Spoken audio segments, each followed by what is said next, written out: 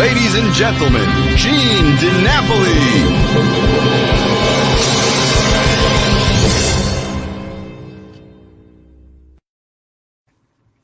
Wow. Hi, Mike. Hi, Gene. How are you? I'm great. I'm great. Happy Monday. How are you? I'm very good. I'm so excited about tonight's show. You know what? You're not the only one. But before we get into that, welcome, everybody. Welcome to November 2nd. Hope you had a great Halloween.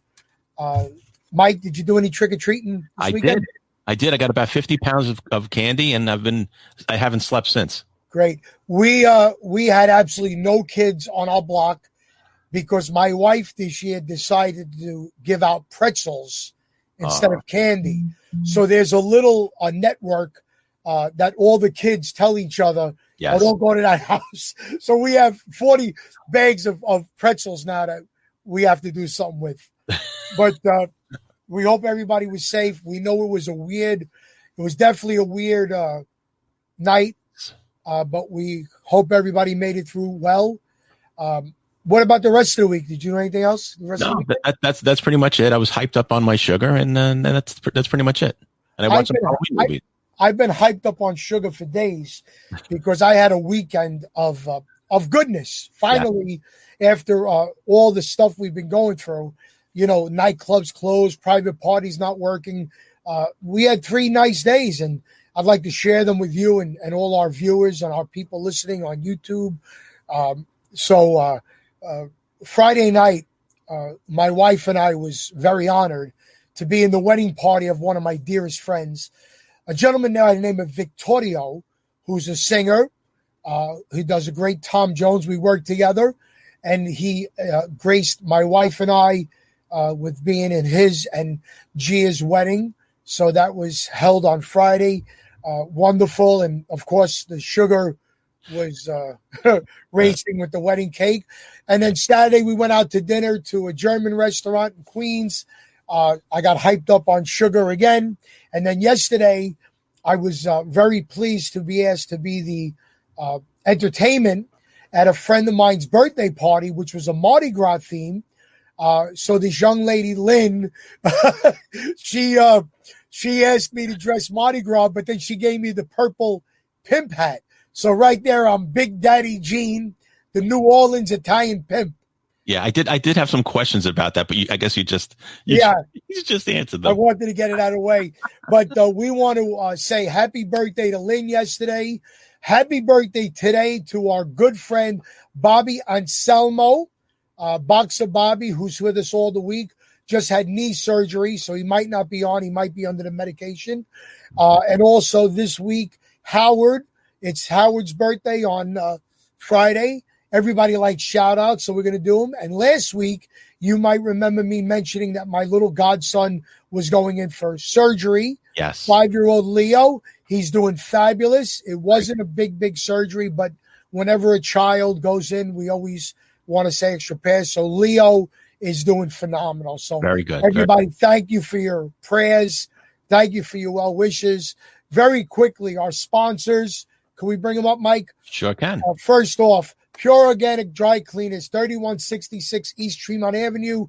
Mention my podcast to Wally. Pay for 3 items. Get the 4th one done free. Dream Destinations Travel. Our birthday friend Howard and his lovely wife Karen. They have a wonderful travel agency. So you mention our podcast, get a $50 or $100 gift certificate, depending on the package that you pick.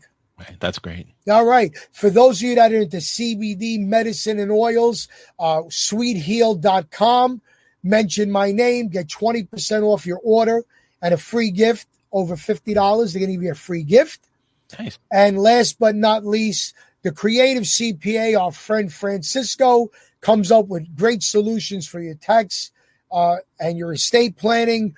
As you see, everything is listed. If you don't get it now, you could go to our page, Reminiscing with Gene DiNapoli, and look at the offers tab, and you could see our sponsors. Very good. Also, check us out on YouTube. Yep, search for Gene DiNapoli. Yeah. And hit the subscribe button in case, for Facebook, you never know when it's on or off. Right. And very important too with Facebook, Reminiscing with Gene DiNapoli. Please like it and share it. And, we'll build a community that way. And so you'll never miss a show and see the great guests that are coming up. And all these past shows are on the page and on YouTube. So please, we had some great guests. Every great show has been great. We have not hit any duds. And tonight, Mike, is no exception. Oh, it's a great show. Mike, I've asked all my friends over the past 8 weeks to come and do this for me. And then I started to say, can't just rely on my friends. I got to reach out to some people who I don't know. And this gentleman is our first new friend because he is so gracious enough to do this show for us and also to do it at a time frame which is not the norm. So, Mike, as we do every week, will you please bring in our guest, the one and only songwriter, singer, and all-around showman, Mr. Billy Vera, ladies and gentlemen. Bring him in. Hey, everybody. Hi, Billy. How you doing, man? Good to be with you. It's a pleasure to have you here, and what an honor. You are our first foray into the pop songs. We've had doo-wop, we had an Elvis guy, we had Italian, we had an actor, but I cannot think of somebody that I would rather start this off with than a guy who, although you started many, many years ago, you were considered an overnight sensation in 1987. But your career actually started about 25 years before that when you did something the opposite. Normally, people are born in New York, go to California. You were born in California and came to New York to be raised and lived. How did that come about? Well, my dad was stationed at March Field, the Air Force Base, or as they used to call it during World War II, the Army Air Corps Base in Riverside, California. So I was born there. And then he got hurt on his way to get shipped over to the South Pacific. He was a B-24 pilot. Wow. So they had him recover in Springfield, Missouri, where my mother sang on the local radio station there to bring in some money. And her guitar player was a young fellow named Chet Atkins. Oh. And then after he got well, we went to Cincinnati for 5 years, where he had worked before the war at a radio station called WLW. And a lot of stars came off of that station because it had a 50,000 watt clear channel. You could hear it from Toronto to Brazil. Wow.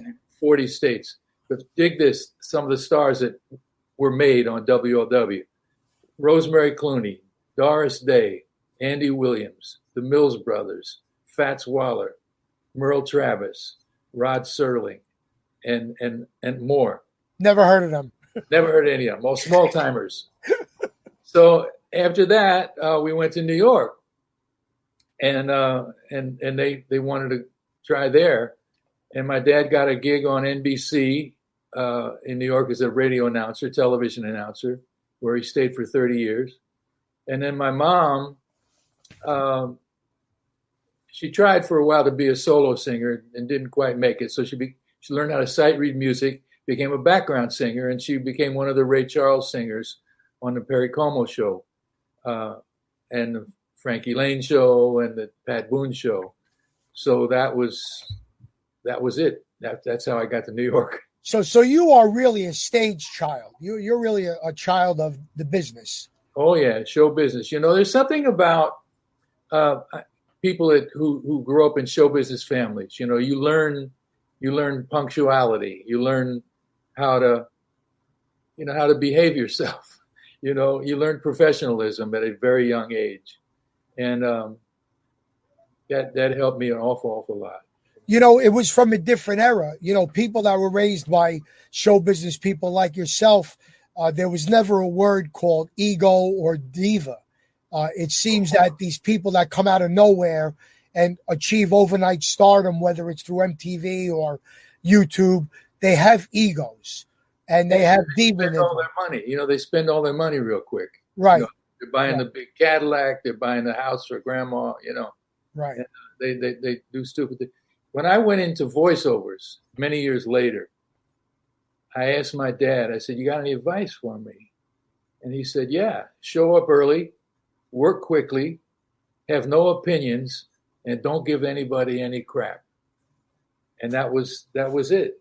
And my mother's advice was, if you're going to be in show business, remember, it's a business of peaks and valleys. One year you'll make a bundle, and next year you'll make nothing.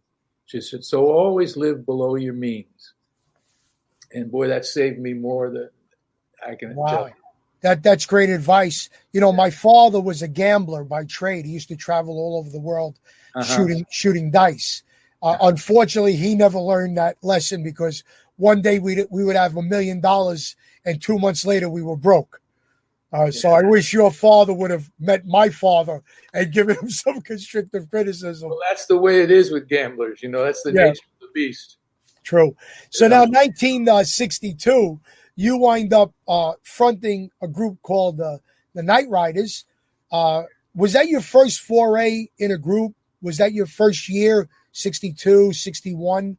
Well, I graduated high school from Archbishop Stepanak High School. Yes.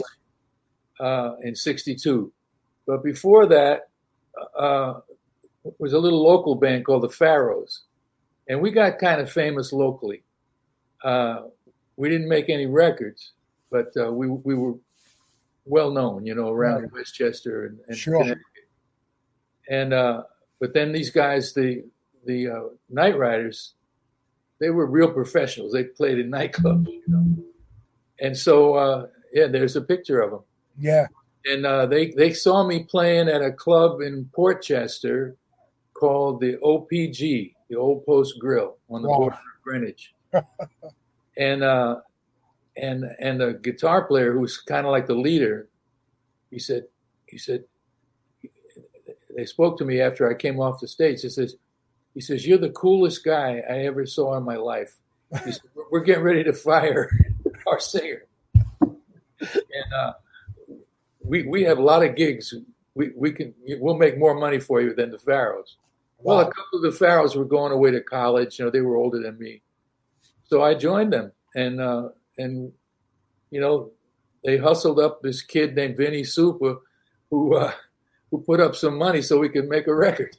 And that record you made was an Etta James written song, "My Heart Cries." Are we correct? Well, we didn't know that. Right. The previous singer told me that he wrote the song for me. So we went to the studio and we recorded it. And luckily, when we started doing it in the club, there was a club in Hartsdale called the 1220 Club. Yes, of course. And this girl came up to me. She says, "Oh, your record's on the jukebox in the Bronx at John's Paradise." I said, "No, the record's not out yet." She said, "Well, it's on the jukebox." So we go down to John's Paradise, and there's Ed and Harvey Fuqua of the Moonglows. Right. Yeah. Their record. I said, so I called up the record company and said, "Hey, listen, this jerk didn't write the song. It was written by somebody else." And it was written by Harvey and Etta, who I later got to know. Years later, Etta recorded one of my songs. Yes. Hey, Mike, can we play about 20, 30 seconds of "My Heart Cries," please? Yeah. Let's play a little bit for our listeners.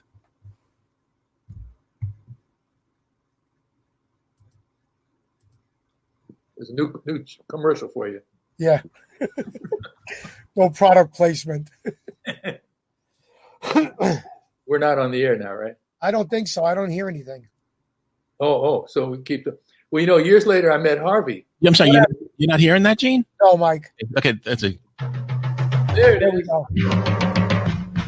I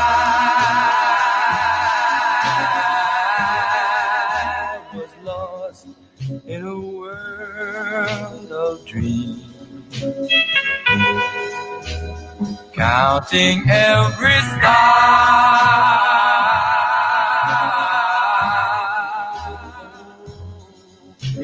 One of the background singers can they hear me? Yeah. One of the background singers is another Westchester guy from New Rochelle, another Stepanak guy named Bruce Bruno. And Bruce had a hit record called Hey Little One. And then he had the original version before Jimmy Clanton of Venus and Blue Jeans. Wow. And so that high voice in the background is Bruce. Wow, that's great. You know what I love people say about this show, Billy, is that we don't just hop on the cliche 1 or 2 songs. We let people know everything about what we can. And when I told somebody that you had a doo-wop record, they said, I want to hear it. So I put them to YouTube, and they said, I downloaded it. I played it 20 times in a week. So, you know, I hope you start to see some checks from some of the early stuff. Well, you know, Gus Gossard, who had a radio show back in the 70s, he used to play it at My Heart Cries on his show all the time. Right. Yeah. My father, who lives in South Carolina, just told me that the 1220 Club was owned by my Aunt Josie, who was married to my Uncle Mitty Carpenito. It was Izzo and Josie's cousin. So yeah, if you write Izzo down, look what it looks like. It looks like 1220. 1220. So those were my distant cousins, which I didn't know. They had sold the club by the time we worked there to somebody named Silverheart. Okay. It was run by a woman named Estelle Silverheart. Wow. And her son, one of her 7 sons, by the way, who also lived up in Orchard Hill, is now a big-time music talent agent, manager. Really? Melba Moore and some big people out here in L.A., Jerry Silverheart. Wow. Fabulous. So then you were writing songs at this time, and some of your songs went on to be recorded by Barbara Lewis, Fats Domino, Shirelles, and the great Ricky Nelson. The first song I ever took to a publisher got recorded by Ricky Nelson. I said, wow, what an easy business this is. Yeah. Talk about beginner's luck. Right. But it became a little hit record for him. Yes, you know? Yes, it was definitely a little hit record. And then you wrote something that Robert Plant covered, which is really a different stretch from the doo-wop pop to Robert Plant.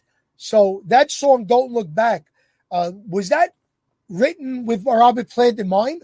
No, I became a professional songwriter at that point. And then part of being a professional songwriter is they lock you up in a little room, and your boss comes in and he says, okay, Billy, the Shirelles are recording next week. Write something for them.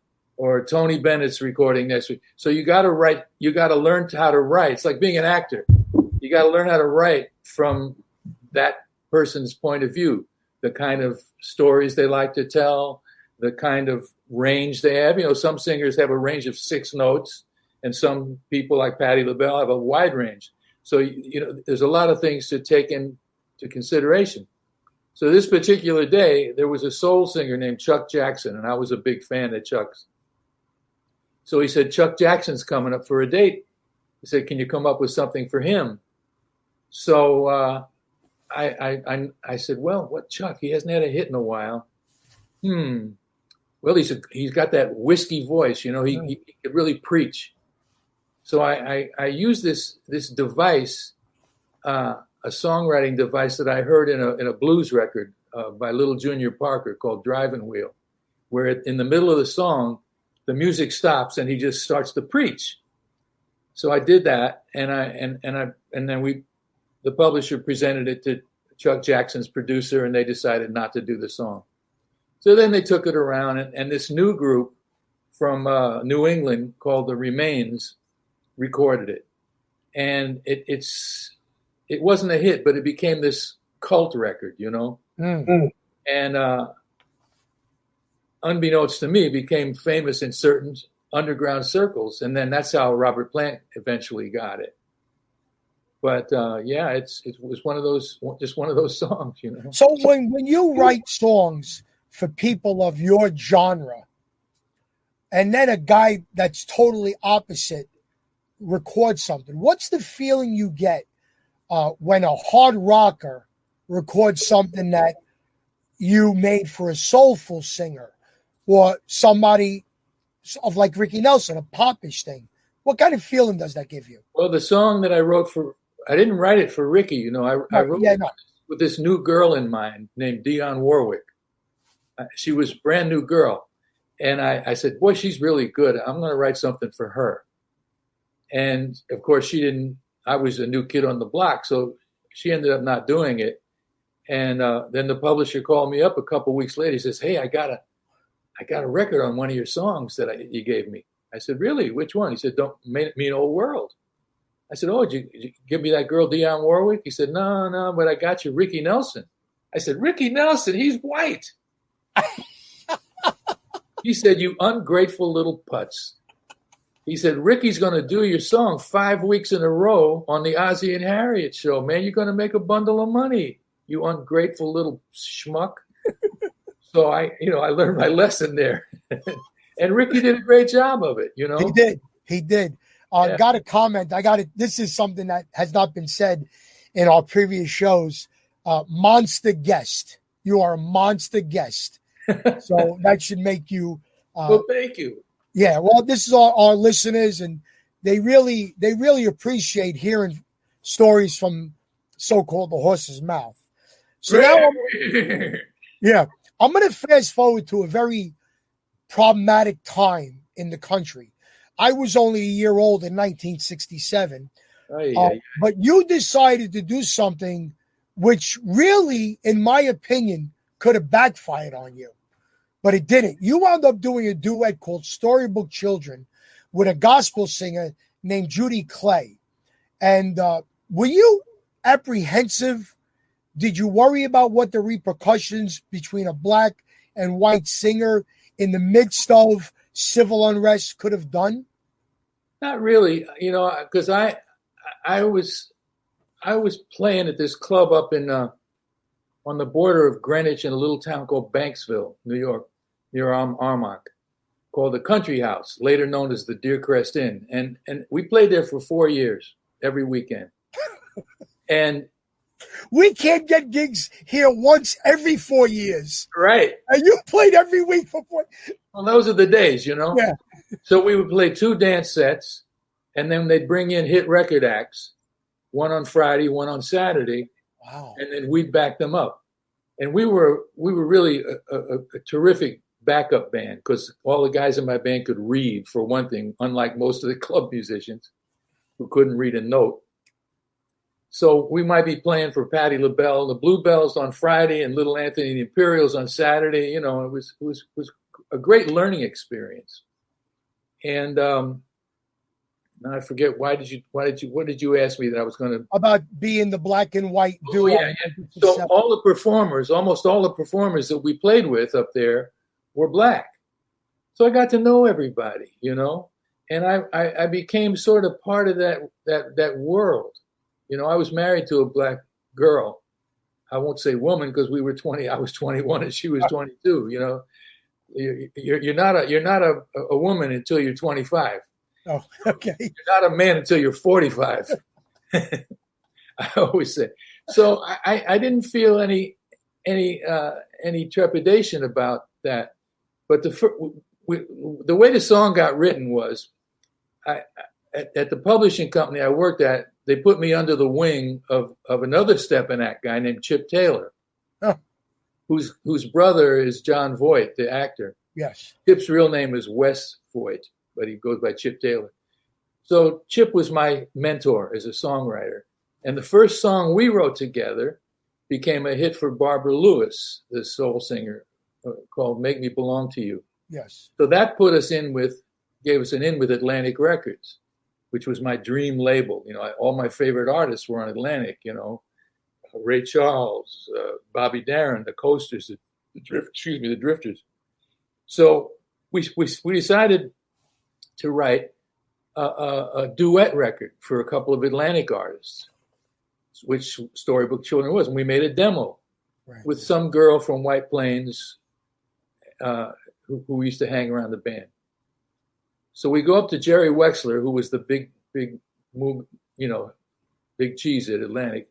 We play him the demo, and he loved it. He pounded his fist on the desk. He says, "Man, this is a smash." He said, "Get rid of the girl, and I'll record you on Atlantic Records." So now I had to find another girl. Well, also on Atlantic at that time was Patti LaBelle and the Bluebells. And one of the girls in the group, Nona Hendricks, I was friendly with Patti and the group. Nona had a voice that I felt would blend well with mine. Mm. So I called her up in Philadelphia and I said, hey, Nona, you want to make a record with me? It's for Atlantic. You know, you guys are already on Atlantic, so there's no contractual problems. So she said, yeah, I'd love to. So we recorded the song. Then their manager gets into the act, and he's afraid that the group would break up if Nona and I had a hit. But the girls wanted us to do it because the manager was too cheap to hire a guitar player, and they figured, and their songs were really hard. Yes. They did Danny Boy in D flat. You know, You'll Never Walk Alone in B natural. You know, I mean, they said there's only two bands in the whole Eastern Seaboard that could play our music right. You and this band from Pittsburgh called the Magnificent Men. Anyway, so Nona and I recorded Storybook Children. And the manager didn't want us to do it. So then we had to audition a whole bunch of other girls. We go through about 20 girls who all sounded like they should be doing Stephen Sondheim songs. Wrong. So finally, Wexler calls up. He says, listen, we just signed this girl, Judy Clay. She's a cousin of Dionne Warwick. She sang in the same gospel group with Dionne and Dee Dee and Sissy Houston. And give her an audition. So she comes in and she's like 14 months pregnant, you know. And she got a chip on her shoulder the size of Wyoming. And because all the rest of them had made it already. And Judy was the lead singer in the gospel group. And she hadn't made a hit record yet. So after she left, they said, man, she sings great, but can you handle that attitude? I said, yeah, I got a sister like that, you know. I can handle her. Here's a little bit of a Storybook Children, Gene. Yeah, fabulous. That I tell you, Billy, that's so again, you were saying that you had a sister with an attitude. Well, that was it. And I got along very well with Judy. You know, we remained friends until she passed away about 10 years ago.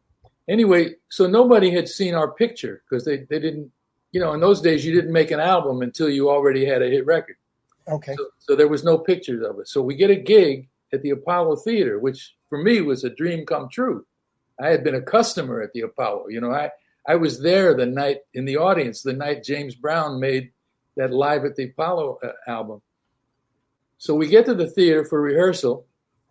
In those days, you did a 7-day week, 5 shows a day. And Honey Coles, who was the stage manager, he says, you know, Harlem hasn't seen you yet, meaning me. He said, I got an idea. He said, Judy, you enter from stage right, and Billy, you enter from stage left. And you let her take 3 steps out from the wings before you make your entrance, and watch what happens. So I did. I counted 1, 2, 3, enter. 1,500 people gasp. And I hear him out there going, that's him? That's him? Because the record was already like number 1 on the black stations, you know. And that little skinny white boy, that's him? And we went over like gangbusters, you know. So he comes up, Honey comes up to our dressing room after the first show. He says, listen, I'm going to change up the show. I'm going to put you on right before the star. He says, because ain't nobody going to follow you two, man. Wow. You know. So that became our spot, you know, right before the star. I think it was well received because if my memory serves me right, I believe you're on the wall at the mural at the Apollo. Correct. I didn't know that until about 20 years later. I was producing Lou Rawls, and Lou had a benefit to do at the Apollo. So we go up to Rayo's for dinner, and then we go over to the Apollo, and we went in the stage door, and there's like everybody's shoulder to shoulder there, you know, in the little vestibule. And there's Ralph Cooper, who, if you don't know who Ralph Cooper was, he was a famous black actor who was extremely well known in Harlem. And he's talking to Lou, looking over Lou's shoulder at me like I'm the only white guy there, you know. And finally, you know, because I looked different 20 years later, you know, I was a few pounds heavier and no hair, you know. He says, Billy Vera. He says, "Come here, boy." And he throws his arms around me. And he says, "I want everybody here to know who this man is and what he did for our people." He says, at a time when there was 1 month after Martin Luther King got killed, riots going on in Newark, New Jersey, across the river. He said, he was on that stage, him and Judy Clay. He says, "Your picture is on the wall downstairs, and it will always be there forever." And I'll tell you something, man, I almost lost it, man. I was so moved by him saying that, because, you do something, you don't think that people are going to remember. A lot of time goes by. Well, that's some accolade. And I think if you did nothing else in your career, that is the one thing you should take and be most proud of. So thank you. You know what, Billy? I'm an entertainer myself, and I play it close to the hip because I don't want to offend people. But when people like you, or in 1967, when Petula Clark and Harry Belafonte did the show, and they took the chance on Holding Hands, when you guys do things like that, it shows the humanity in people that is so often misjudged because you're famous or because you do things entertaining wise. You're not considered a civil activist or a personal activist, but it's more so when entertainers do it because you could reach the masses. If a guy at the gas station has an African-American wife or husband or adopt, that's the guy at the gas station. Only 7 people are going to know it. But when somebody like you does something like that, it goes worldwide. So I think you should be very proud of that. I want to emphasize, we weren't trying to make any statement. Right. We weren't trying to make a big deal out of it. We just went there and sang because she was the one that had the voice that we figured fit with mine better. Right. It could have been a white chick just as easily. Right. But as it turned out, in the eyes of many, it became a big deal. Absolutely. Absolutely. And if anybody likes what we're playing here for 10, 20, 30 seconds, please check it out on YouTube. I'm sure Billy's records are still available in the CD form, so you'll hear the full versions. We have some great comments, so we can't play the entire song. It would get deleted off YouTube, Facebook, and we would wind up in problematic. So we don't want to do that. We just want to give people a little taste. So the 70s come along, and you're primarily songwriting or primarily nightclubbing. What is the main thing that Billy Vera is doing in the 70s? In the 70s, the music changed drastically. And I just went through a terrible period. I couldn't figure out where I could fit in. I couldn't be a heavy metal guy. I was a soul singer. I couldn't be a wimpy singer-songwriter, one of those guys.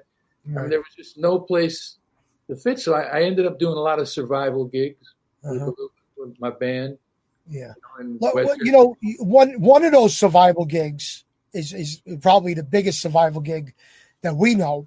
But in June of 1972, for 2 weekends, Madison Square Garden rocked the foundation because on June 9th through the 11th, Elvis Presley played the Garden for 4 shows.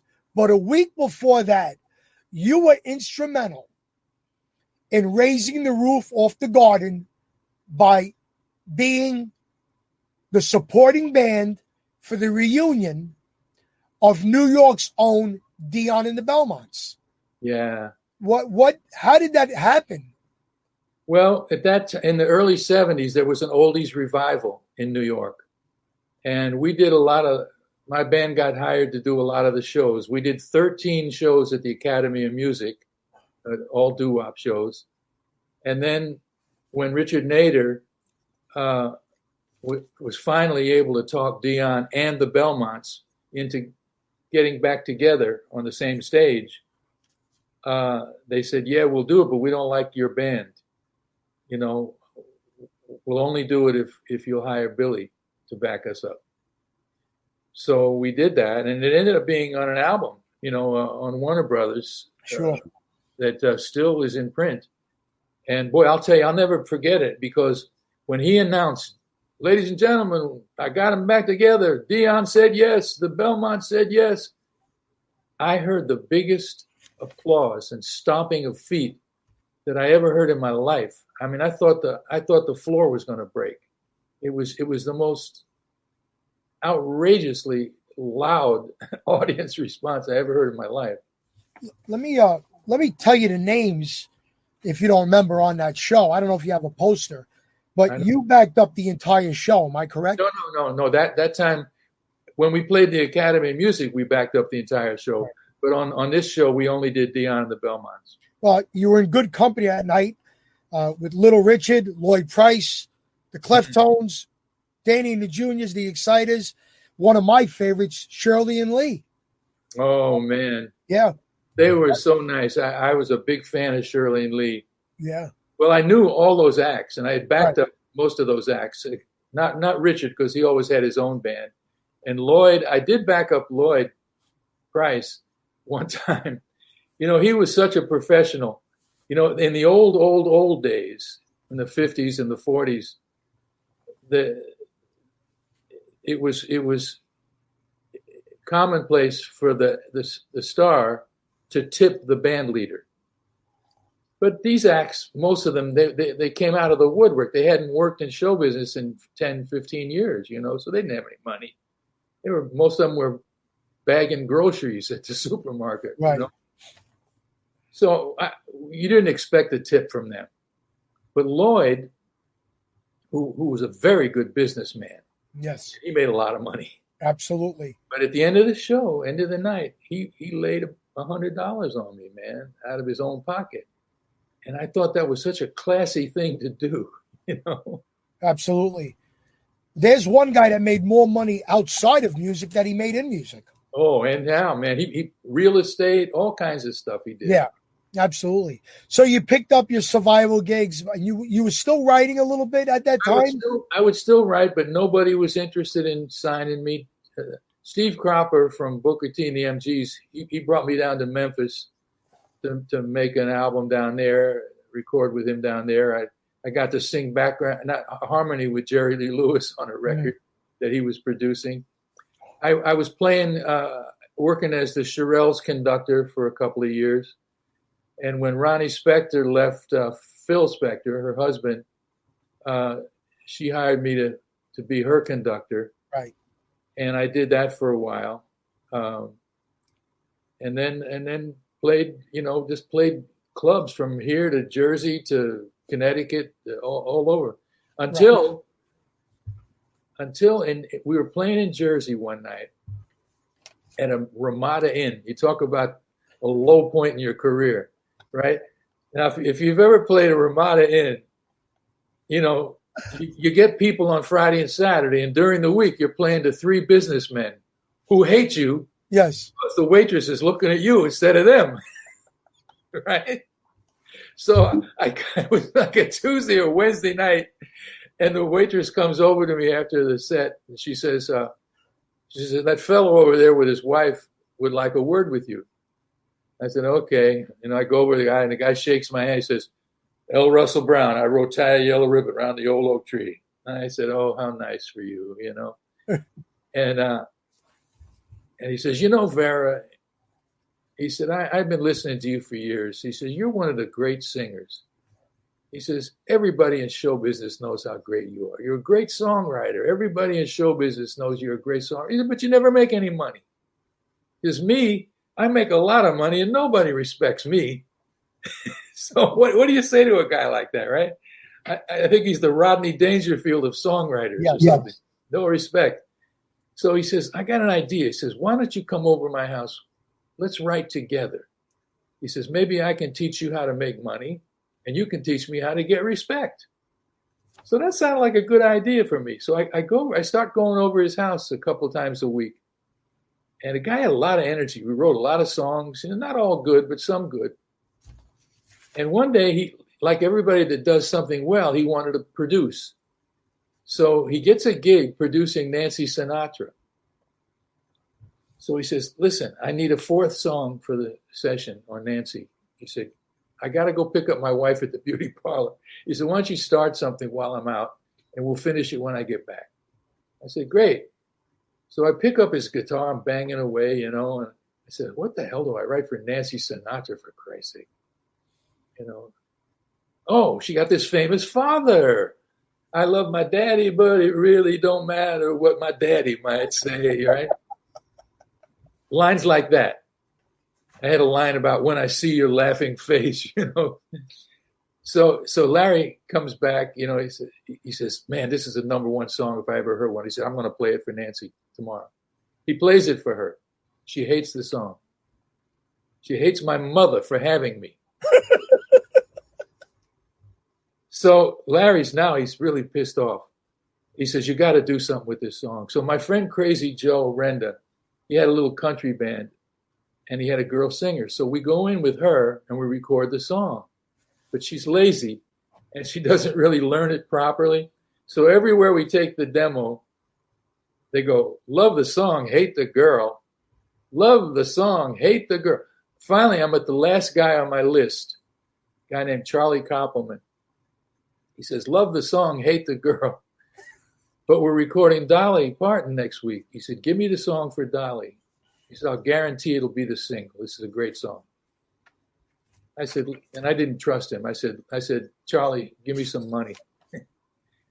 So he has his girl go in the back and write out a check for me. I didn't even look at it. I figure it's a couple of $100, Right. I'm going down in the elevator and I'm with my little girlfriend at the time. She says, give me that envelope. And she opens it up. She says, holy, that baby. She says, he gave you $2,500, which is a fortune in 1978. Especially to me, who was living with my mother like some loser musician, And so I guess he was serious, right? So in the interim, I get an offer to go to California and write songs for Warner Brothers. So I'm finally, I got everything I own in my car, and I'm driving out Route 10 to Los Angeles. Every 20 minutes, they're playing my Dolly Parton record. And the day I hit LA, which is about 4 or 5 days later, it's number one on the country charts. So I go from not having a hit record for 9 years to having a number one record. And this was 1979. 79. Yeah. So I went through all the 70s with no luck. Right. Well, you know what? If you're going to go through any period of time to wind up with a Dolly Parton number one, it's a small price to pay. You betcha, Daddy. Yeah. So now comes the 80s and you're doing a lot of writing. You're playing with the Beaters. You take over the Troubadour.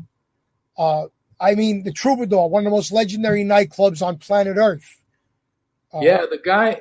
I ran into the guy. We used to go to this soul food restaurant called Maurice's Snack and Chat. Best fried chicken, best chicken cobbler in town, And we were the first people that went to her place. Maurice was a woman. But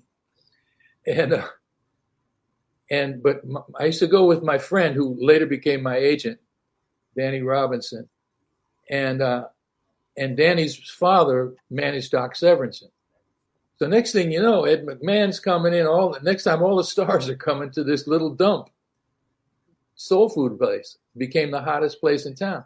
So one night I'm in there and I get up to go to the bathroom and I tripped over Suzanne Plachette's foot. And Maurice comes out and she's like half drunk and she says, Billy Vera, you stepped on that lady's foot. I said, oh, I'm sorry. And then this guy comes over to me. He says, hi, my name's Matt Kramer. He said, I run the Troubadour on Monday nights.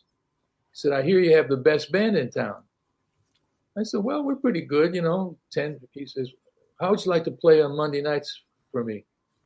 I said, well, man, I can't bring 10 guys in there to do 20 minutes. He said, I'll tell you what. He said, you start playing at midnight and you can play as long as you want. So I said, well, okay. So we do it, and we figure within, my manager at the time, he says, listen, do it. You won't make any money, but within 6 weeks you'll know if you got something. You'll be playing for the in crowd in Hollywood. So 2 weeks later, it's lines around the block, and it stayed lines around the block at midnight on a Monday, the worst night of the week, for a year straight. Unbelievable. And we went from having a little band playing for $6 a man a night to meet girls, and to having the hottest band in town, and then we could finally get a record deal. And then we get a little hit record with this Japanese company. They send us to Tokyo. We win the Tokyo Music Festival, a gold prize. And, and it goes on from there. Right. Then And the song you did for Dolly. What, Billy? I'm sorry. I said the record company goes out of business. Yeah. Or the Japanese pull the plug, let's say, put it that way. So we got no record deal for 5 years. And I'm eking out a living as an actor. You know, when you're from New York, you play Thug of the Week or something like that. Yeah, I know that. Somebody asked what the name of the song was. It was I Really Got a Feeling, that Dolly did, right? Got the feeling. I Really Got the Feeling. So we got to look for that on Dolly's.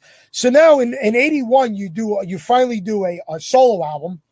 Well, before that, Billy Beaters, you had 2 minor hits on an album in 81, which kind of like disappeared for a while. And then thanks to the medium of television, one of your songs winds up in a little show called Family Ties with Michael J. Fox and all those people. And it was really supposed to be a background music song. Am I correct? It really wasn't supposed to take on a life of its own. Am I correct? Well, what happened was I'm sitting at home in my little apartment one day waiting for my acting agent to call.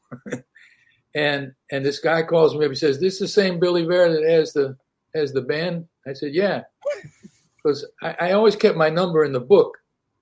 Because I figure anybody that wanted to bother me would be too stupid to look me up in the phone book. So this guy, he says, "Man," he said, "we saw you at the club the other night." He said, "We heard you do this song that we thought would be good for this episode of this show I produced called Family Ties." I said, "Great. What's the name of it?" He said, "I don't know." I said, "Well," I knew that right then it was at this moment because nobody could ever remember the title. Right. And so we established that. And I told him to call up Warner Brothers and get a license for them. And I get some mail. Now, I had songs on TV shows before, but no mail, a few $100, you know. And I said, wow, this song must have something. People must like it. They're actually writing me letters. So I called a few record companies where I still had somebody that would answer the phone to me. And nobody was interested in letting me redo the song. But I used to have lunch periodically with this guy, Richard Foose, that owned a label called Rhino Records. They put out oldies. Yep. And I told him the story, you know, about Family Ties. I said, "Hey, Richard, how many records do you need to sell to break even?" He said, "We could sell a couple of thousand. We could probably break even. We got low overhead at the company here." I said, "I'll tell you, I'll guarantee you 2,000 records if you make an album. I'll do the best of the records I did for a Japanese company." He said, "Sure." And he only did it because he liked me. You know, he never thought he was going to make any money. Right. Well, it came. By the time they got it out, we missed the reruns. And then the following season, the girl breaks up with Michael J. Fox's character, and they use the song again. And Michael's so sad. Right. And then this time, the story of the song, Boy Loses Girl, is the same as the story of the episode, Boy Loses Girl. Wow. And it was a perfect fit. And suddenly, it was that rare thing, a grassroots hit. You know, Right. People started calling radio stations. They started calling records. So where can we get this record? Blah, blah, blah. And the thing, you know, Rhino didn't know how to promote records. Right. They didn't know what the meaning of the word payola. Right. It was just the people demanded this song. And next thing you know, it's number one. So for those of you who are living under a rock or on the planet Mars for the past 33 years, this is the song that will forever embed Billy Vera into the Americana music scene. Mike, will you please play some of that little known hit?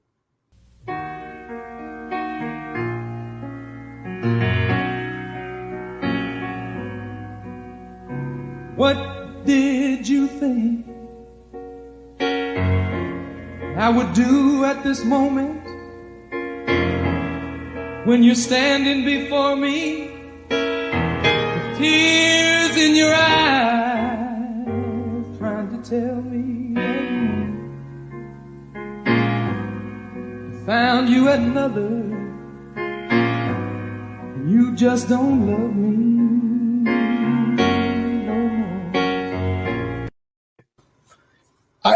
more. We have some guests on the show, Billy. Like last week, we had your old friend, Vito Picone. We had Joey D. But, Joey D, The Twist, and Vito, Where Are You Little Star? Right away when the song starts, you know the song. Your song title is What Did You Think? That's the song title. And, I told you, and I'll tell our listeners, when your song was a major hit, top of the charts for 21 weeks in 87. I wasn't listening to a lot of radio. I was on the road. I was listening to music in my house, television. I go to see Wayne Newton and Tom Jones back-to-back nights at Westbury Music Fair, and they both did your song. And I looked at the person the girl I was with, and I said, wow, this song's pretty good. It might go somewhere. Because I said if Wayne Newton and Tom Jones do it, that's got to be a hit. So, of course, we know that there was much more to that. But having a number one hit on the charts 21 weeks must have been the cherry on the icing. Well, it changed my life, Gene. It really did. Because, I mean, by that time, I was 42 years old, and too old to be a rock and roll star. Next thing you know, I'm on American Bandstand. I'm on Johnny Carson 9 times. Johnny Carson, Mike, that's a cue. There we go. Hey, Johnny, how you doing, brother? There we go. Years later, after Johnny died, one of the guy that used to write Johnny's monologues, he became a friend of mine, and he told me, he said, you were Johnny's second favorite singer after Tony Bennett. I said, what? I said, why didn't he tell me this when he was alive? But that made me feel pretty good. I think that's a pretty good addition to your resume. So, but being an actor, I mean, I'm reading some of the things that you've done. And so you've been on Days of Our Lives. You're in Wise Guy, Baywatch, Boy Meets Girl, Beverly Hills 90210. Those were just your acting credits. Yeah. The one I'm most known for is a little known movie called The Adventures of Buckaroo Banzai. Right. I was going to save that for last. Oh, okay. That's become. I got people to this day come up to me and recite lines from that movie. My character was Pinky Carruthers, and people at the time would bring me pink gifts. Some of the places we played when the record was hot, they weren't there to hear the guy sing At This Moment. They were there to see Pinky. Right. It was wild. I mean, I actually have that movie on VHS. It's a crazy movie, isn't it? Yeah. Jeez. It was pretty good, pretty good. And then you weren't done with television. You wound up doing the theme song for Empty Nest. Yeah. And you also did a song for a sitcom that was pretty decent called The King of Queens. 9 years, baby. 9 years. Michael, cue time. My eyes are getting weary. My back is getting tight. I'm sitting here in traffic on the Queensboro Bridge tonight. But I don't care, 'cause all I wanna do is cash my check and drive right home to you. Fabulous. 'Cause baby, all my life I will be driving home to you. Unbelievable. Unbelievable. You're right up there with All in the Family, the Jeffersons. You're right up there with Happy Days, Laverne and Shirley. There's a lot of TV shows that had instrumentals, MASH and Dallas. But then you go to a song with vocals and you're there. And that's a perfect song for that show. Yes. No, just You know, it's funny thing, Mike, how that happened. A friend of mine had just taken over as the head of music for Screen Gems.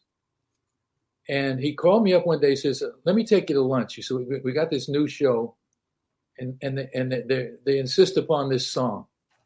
So we're riding in the car, and he plays me the song. He said, "What do you think?" Because he told me what the show was about. You know, it's a UPS driver with a hot wife. Basically, it's the honeymooners. You know, right. a fat loudmouth guy with a hot wife, and so. I said, well, the song, I said, the way it was on the demo, I said, it sounds like Paul Simon's idea of a country song. I said, it's not right for this character. He says, you know, I feel the same way. He says, but we're stuck with the song. He says, can you do anything to make it right for the show? I said, well, it needs to be dumber, man. You know? He says, can you think you can do that? I says, listen, nobody does dumb better than we do. Billy, did you take that song out of something that you previously wrote, or did you just come up? I didn't write the song. Oh, you didn't write it? No, I just sang it. Oh, okay. But I got to use the beaters on there, so they get little checks every year too. Oh, that's great. Yeah. So now I want to show everybody the CD cover art. When you go searching on Amazon or anywhere else, look for this cover art, everybody. This is the CD you need in your collection. This is Americana. This is Americana. You are forever embedded in people's minds. And the funny part, Billy, is that your song sometimes is misconstrued as a positive love song. I've heard it played at weddings. I know. People ask. It used to when we used to do weddings once in a while. People would say, "Oh, you got to do At This Moment." I said, "What are you, crazy?" I said, "I got another one. I got another one called Hopeless Romantic." I said, "That's the one you want to hear at your wedding. That's a positive love song." Right. Or even the Dolly Parton song is a you know, I really got the feeling that I'll love you for a long, long time, you know. Well, but not at this moment, dude. You know what I mean? Unbelievable. You know, I got another one. It's even worse than that. The first Billy and the Beaters song we did was called I Can Take Care of Myself, right? And it's about this guy that thinks he can take care of himself, but this woman is just abusing him, taking total advantage of him, right? But the melody is sort of a happy melody. Right. And people always say, oh, my God, it's such an uplifting song. I can take care of myself. How? I said, don't you listen to the words? I go to all the trouble to write these great stories and these lyrics, and you don't even listen to them. You know? It cracks me up, man. Unbelievable. We have a picture of you with the Grammy, but the Grammy was not for your recordings. It was for liner notes that you wrote on Ray Charles's album or compilation. Yeah, I've sort of considered an expert on Ray Charles. He's sort of a hero of mine. I've done 7 different liner notes for him, and this was the most recent one. They did the complete ABC Paramount recordings of it's not recordings, but his complete singles of AB. So they asked me to write the notes for that, and luckily, I guess everybody felt sorry for me because I had been nominated several times for Grammys, but had never won.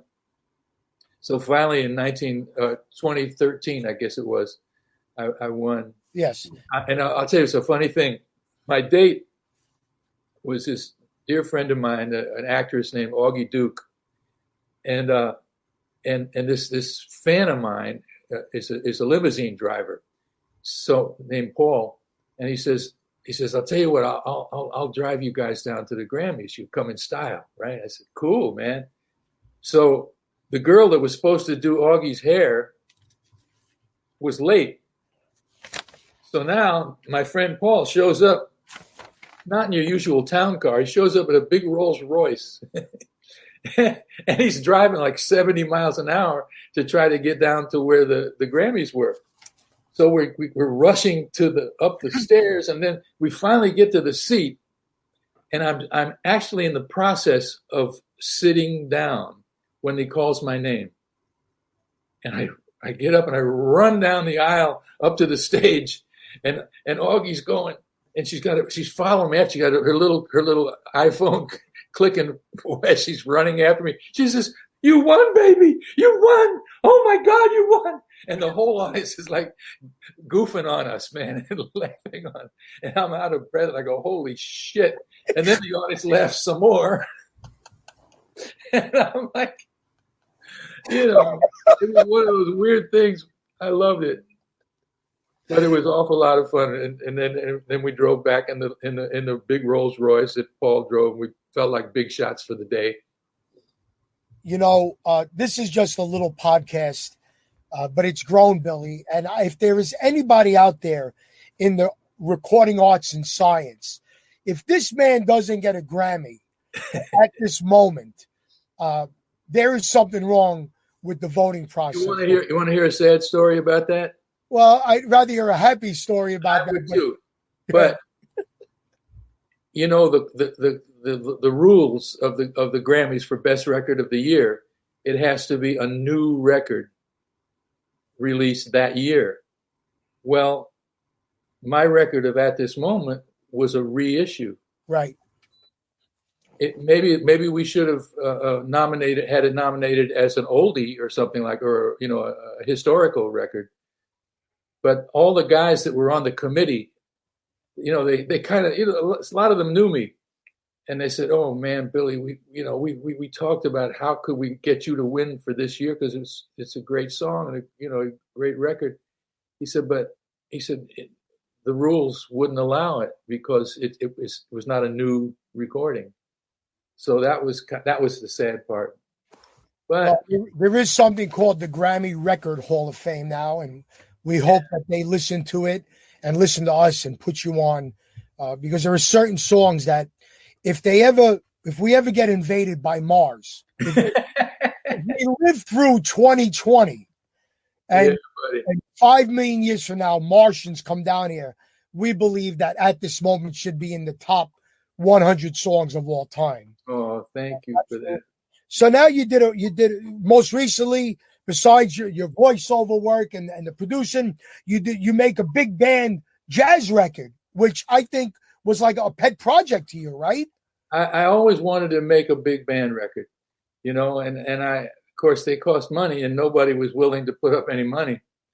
But when Michael Bublé recorded At This Moment and sold 10 million albums, I used one of the checks, and that was able to pay for, the cost of doing a 18-piece band album.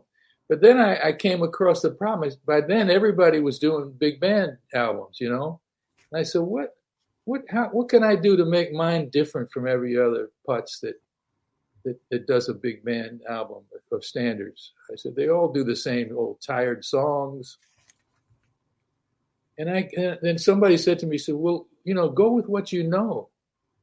I said, "What do you mean?" He said, "Well, you know black music better than anybody on the planet." They said, "Why don't you do something about that?" I said, "Oh, you mean I could do songs written by black songwriters of the 1920s, the 1930s, and 1940s? Duke Ellington, Count Basie, Buddy Johnson, all those, Billy Strayhorn." And so that's what I decided to do. So it was all songs written by the great black songwriters of the era of that early golden years. And the album got a lot of play, on all the best jazz stations in the country. And I was very proud of it. That was also on a label called Varice Sarabande, which was like Rhino Records. Matter of fact, I think they bought Rhino Records. No. Warner Brothers bought Rhino. Warner Brothers. But this is all available on the web. Everybody, you got to go and you got to do your due diligence on this man. This guy he's got so much. I mean, I wasted 40 pieces of paper and ink. And let's not forget my books. I'm getting to that. Please don't rush me. Sorry, Gene. Please. Sorry. Don't want to. I know what I'm doing, Billy. Look, I'm doing. So you're like the FBI, dude. You got a file on me. I told you you would have the most fun doing this if you allowed me to do this honor. I told you would have. I am having fun, man. This is a ball. I think we got to do part two. But listen, yes, you're also a published author. So everybody, listen to this. Vintage Neon, Los Angeles, 1979. These were pictures you took of all different neon signs in the middle of the night? Yeah, when I first moved to L.A., my former bass player from New York, Chuck Fiore, he was already living here. So we would drive around at night.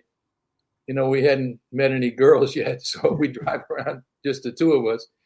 And I was fascinated by in those days, there was a lot of neon signs in LA. And so I said, let's go around and take pictures of neon. So I just go around and I say, stop here, Chucky. You know, click, and I take pictures. And I never did anything with them. And then this girl I knew, Tamala D'Amico, she's a really good singer, actress. She was at my house one day. She said, you should do something with these pictures. She's one of these real go-getter chicks, you know. And she sort of helped me put the book together. And I wrote all the little words. And that was the first one. And then people have always been after me. They say, you got so many good stories. You ought to write a memoir, you know, an autobiography. And you did. And I did. Right after the first book came the second book. Yeah, Harlem to Hollywood. Harlem to Hollywood. And the purest treatise on the subject ever produced. And now it's not only a book, it's a documentary available on Amazon. Yeah. Give us, what was that? Amazon Prime. So give us, how did they translate a book into the movie? Well, the same stories, you know, only this time with the movie, we got a lot of really cool people in there. Dolly Parton was kind enough to come on, film a little bit at her own home studio talking about the record, the song. We got Joey D's in there. Tim Hauser from the Manhattan Transfers in there. Richard Roundtree, another Westchester guy from Newer Shaft. I'm trying to think. Dionne Warwick's in there. Nona Hendricks from Patti LaBelle. The Blue. Mabel John, Little Willie John's sister. Unbelievable. Mabel was on the same show with us at the first time we played the Apollo, and she was in our dressing room when she got the word that her brother had died in prison, Little Willie John. Shame. Great singer. So we got a lot of really cool people in there, and we came up with some footage of me and Judy Clay on stage at the Apollo in color, and it's this kid had shot it back in 1968. And this is in the documentary. Yeah. Harlem to Hollywood, Amazon Prime. If you are not tired after this interview, go there and buy it tonight. Send Billy a message that you saw him on my podcast and that we bring people like Billy viewers. That's what we're here to do, to let people know. We're not done with you yet. You're not going nowhere. Because you have something that many people aspire to get, but never get it. It's behind your head. It is the ultimate accolade. You have a star on the Hollywood Walk of Fame, the corner of Vine and Yucca, which is in front of Capitol Records. Correct. Tell us, Billy, when you got the call for that, what did you think? Well, that was thanks to one of our great stars, Angie Dickinson. She and I had met on the Tonight Show with Johnny Carson, and she just sort of started coming to the clubs and seeing our band all the time. And she became sort of like the hostess with the mostest. She'd be in the dressing room, you know, and she memorized. This is how cool this lady was. You know, she was one of the Rat Pack, you know, with Frank and all that. But she memorized all the names of the 10 guys in my band and my crew, and she would introduce, Gene, this is Jerry Peterson. He plays saxophone, you know, all that. And she just was so good to us. And she nominated me. And I said, geez, Angie, I said, I'm not a big enough name. They'll make fun of me. They'll mock me if I, look at all the real big stars that don't have a star. She says, no, you don't understand how it works. I said, well, tell me, enlighten me. She said, the way it works is somebody nominates you. Then it goes up to the Hollywood Chamber of Commerce. And then they vote. And they vote based on not who's the biggest name. It's what your career has done for the city of Hollywood itself. And look at you. You've made records in Hollywood. You've done movies in Hollywood. You've done TV shows in Hollywood. You've done a disc jockey show in Hollywood. You've played nightclubs in Hollywood, theaters. You have contributed more than you think in Hollywood. I said, whoa. I said, well, I guess, maybe you're right. She said, no, I'm right. She said, just take it. Take the compliment. I said, okay. So I go down there and it was really cool. I have to say, a lot of people showed up. They'll show up for anything when somebody's getting a star. But they ask you where you want it to be. I said, well, I just signed a contract with Capitol Records. I said, can you get it close to Capitol Records? And so they did. And then just to be on the safe side, the guy that signed me to Capitol was a guy named Joe Smith, who was he was a great speaker. And his style of speaking was irreverent.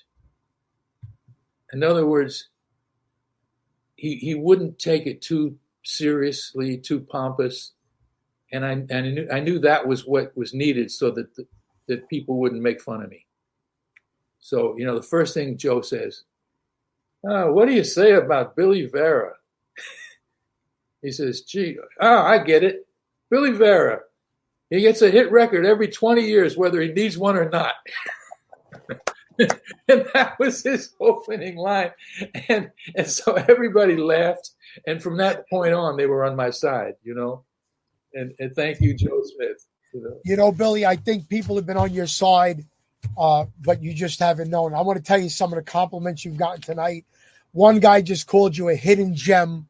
Here we go. Fred Sally G.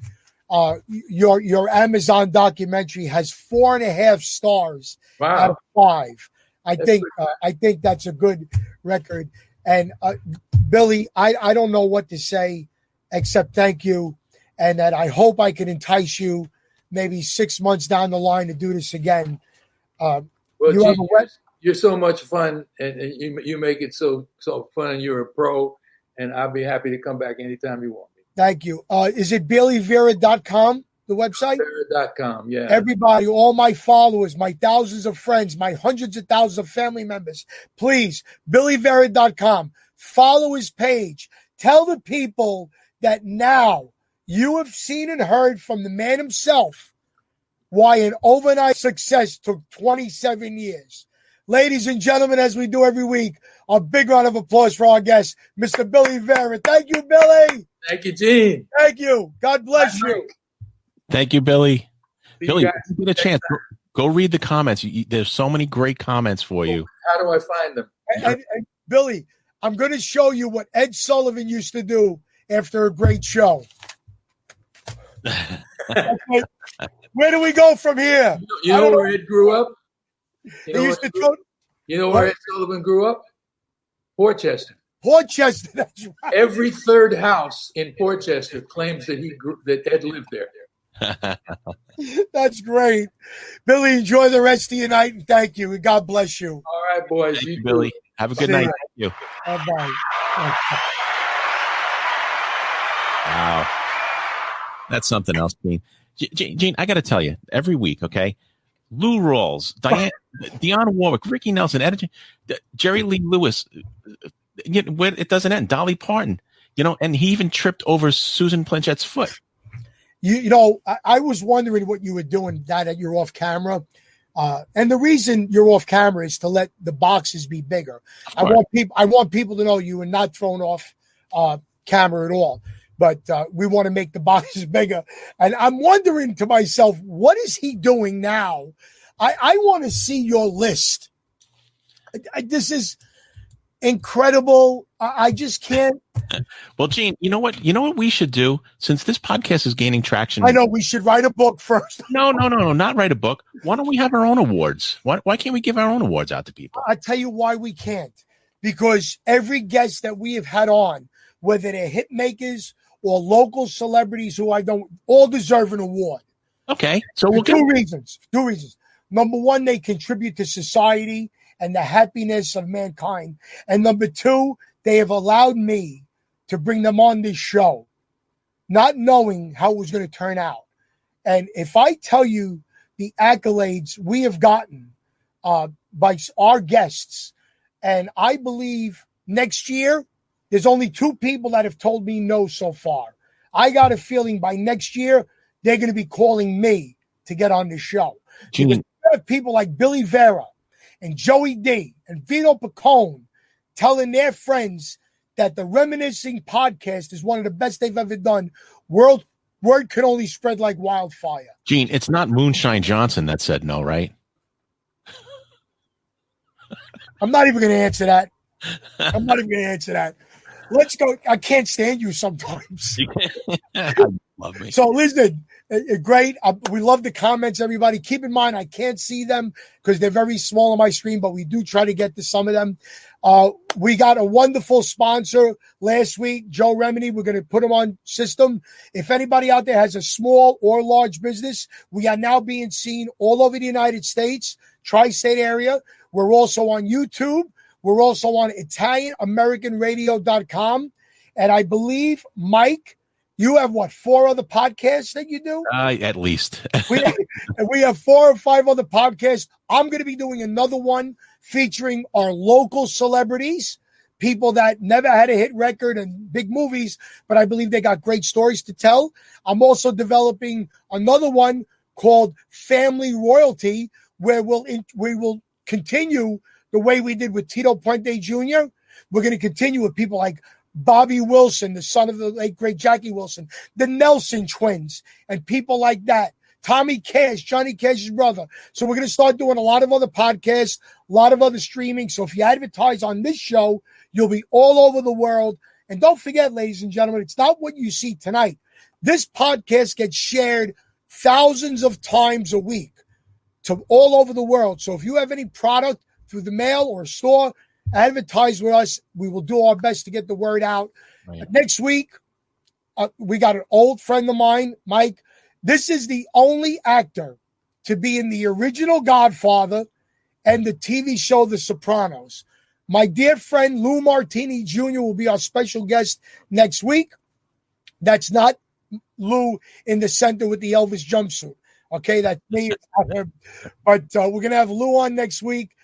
You could say what you want. He was the only actor in the original Godfather and The Sopranos. And we're going to let Lou tell you his special story next week. Mike, I got to tell you, Mike, I am so happy that you are doing this for me. And I got to tell you, I love the pink shirt. Love the pink shirt. You know, real men wear pink, Gene. I do. And I'm going to wear my pink shirt next week. Can you wear your purple hat next week? I will. We got a hello from our good friend Stan Zitska. Stan was our first guest. He was going to be in January. Larry Chance got sick. Stan Zitska stepped up to the plate. Love you, Stan. The Del Satins, the original backing vocals for Dion on Runaround Sue and all the great hits. Sally G, a great promoter. This is great. I'm loving this. Mike, we got so much to do. But again, Gene, our sponsors again, Pure Organic. Pure Organic Dry Cleaners on Tremont Avenue in Frog's Neck. See Wally. Dream Destinations Travel. Call them up. Happy birthday Friday to Howard. SweetHealedCBD.com. Tell them Creative CPA Francisco. Check them out on the Reminiscing with Gene DiNapoli page on Facebook. All our sponsors can be found in our offers section. Right. And like Gene said, if you're interested in being a sponsor, send a message. We have a lot of different programs available that'll span all over all different podcasts. Absolutely. Last week alone, we just had thousands within the next morning. Yes. Eyeballs on it. So it's, and if you enjoy the show, please share it, because the more shares you do, the bigger we get. And not better guests, because I think we've already done that. Maybe bigger, well-known guests that you might have to say, Billy Vera, what has he done? Well, he's had a hit record every 20 years. Not Billy Vera. Maybe some more household names. But tonight, we hope that we made Billy Vera a household name. And like we always do, we wish you the best. Ladies and gentlemen, tomorrow is a very important day for us in the United States of America. Go out and vote. Vote who's best for our country. Not just because you like the way somebody looks or whatever. Let's do it the right way for the best for America. Mike, thank you once again. And send us your comments. Good night, everybody. And God bless you. And God bless America. Thanks for watching. Friday